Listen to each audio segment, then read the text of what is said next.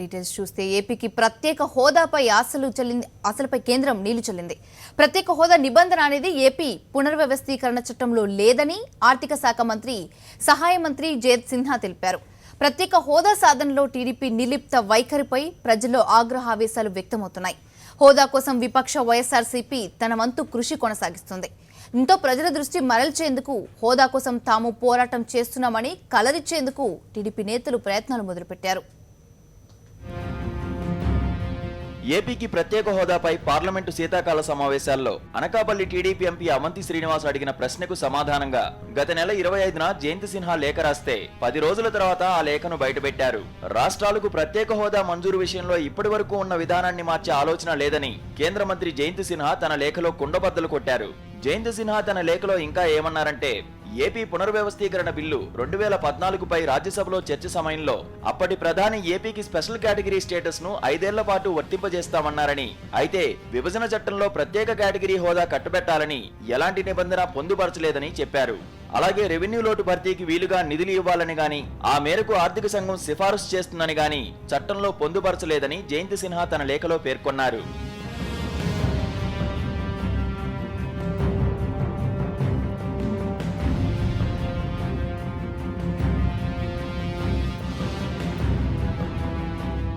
విభజన అనంతరం తొలి ఏడాది ఏపీకి ప్రత్యేక సాయం కింద రెవెన్యూ లోటు భర్తీ చేసేందుకు చట్టంలో 46(2) సెక్షన్ను పొందుపరిచారు.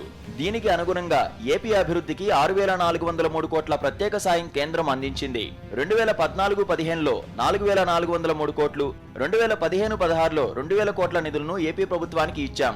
ఇందులో రెవెన్యూ లోటు భర్తీకి 2,803 కోట్లు, 7 వెనుకబడిన జిల్లాల అభివృద్ధికి 700 కోట్లు, నూతన రాజధానికి 2,050 కోట్లు, పోలవరం ప్రాజెక్టుకు 850 కోట్లు ఇచ్చాం. ఏపీ ప్రభుత్వానికి 2016-17 బడ్జెట్ ప్రకారం 51,487 కోట్ల కేంద్ర సాయం అందబోతోంది.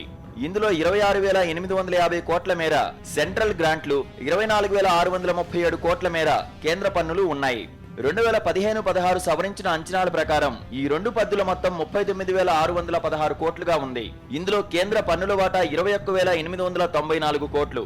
2014-15 కంటే ఈ మొత్తం 30% అధికంగా ఉంది అని జయంత్ సిన్హా తన లేఖలో పేర్కొన్నారు.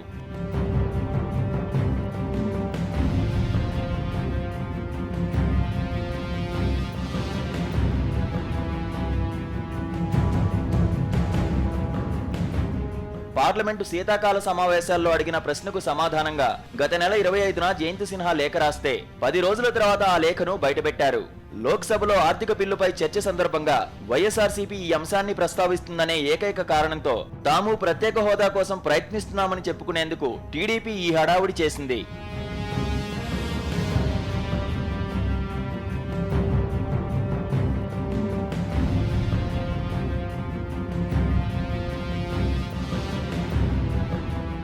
ప్రత్యేక హోదా విషయంలో రోజుకో మాట మాట్లాడడం ద్వారా చంద్రబాబు రాష్ట్రానికి తీరని అన్యాయం జరిగేందుకు కారణమయ్యారు. మరోవైపు ప్రత్యేక హోదా వల్ల రాష్ట్రానికి వనగూరే ప్రయోజనాలు వివరించడంతో పాటు దాని సాధనకు అలుపెరగని పోరాటం చేస్తున్న వైఎస్ఆర్సీపీకి అడుగడుగునా అడ్డంకులు కల్పించేందుకు శతవిధాలా ప్రయత్నం చేస్తున్నారు.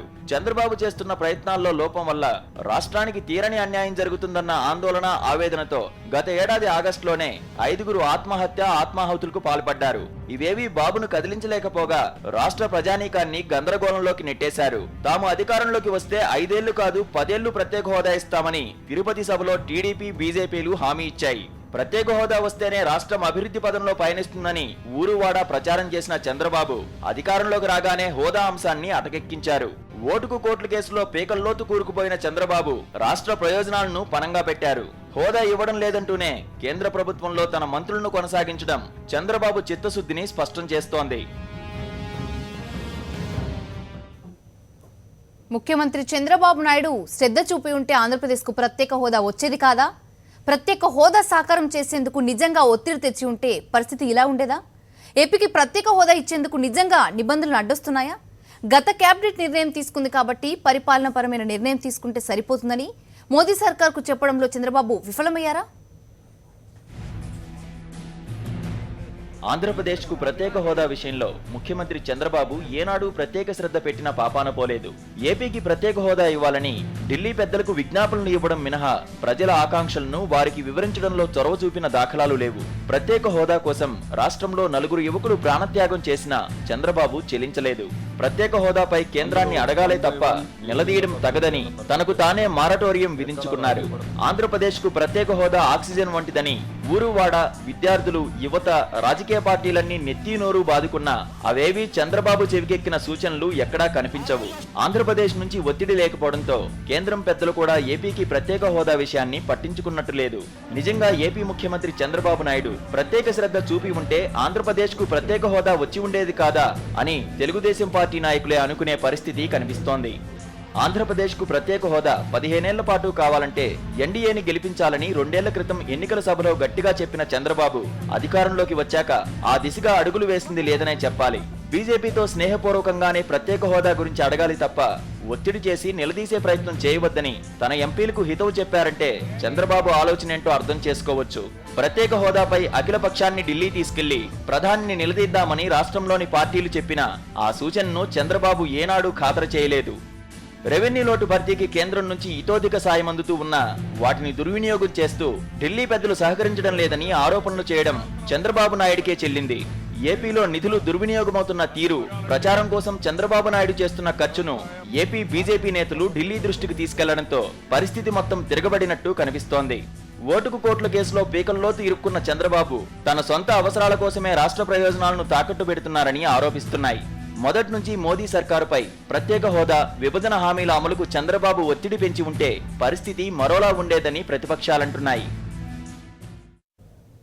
ప్రత్యేక హోదా ఎలాగూ ఇవ్వలేమని ముందే తెలిసేమో ముఖ్యమంత్రి చంద్రబాబు నాయుడు ఈ విషయాన్ని మొదటి నుంచి నీరుగారుస్తూ వచ్చారు. కోడలు మగబిడ్డ కంటానంటే అత్త వద్దంటుందా అంటూ సామెతల రూపంలో చెప్పుకొచ్చారు. ఒక్కో సమయంలో ఒక్కో తరహాలో మాట్లాడిన చంద్రబాబు ప్రజలను ప్రిపేర్ చేసే పరిస్థితికి చేరుకున్నారు. ఓవైపు ప్రత్యేక హోదా విషయంలో ప్రజలు ఉద్యమిస్తుంటే ముఖ్యమంత్రిగా హోదా కోసం పోరాడాల్సిన చంద్రబాబు ఉద్యమాన్ని చల్లార్చే దిశగా ముందుకు సాగారు. ఒక స్పెషల్ స్టేటస్ ఇవ్వాలి. 5 సంవత్సరాలు ఇచ్చారు.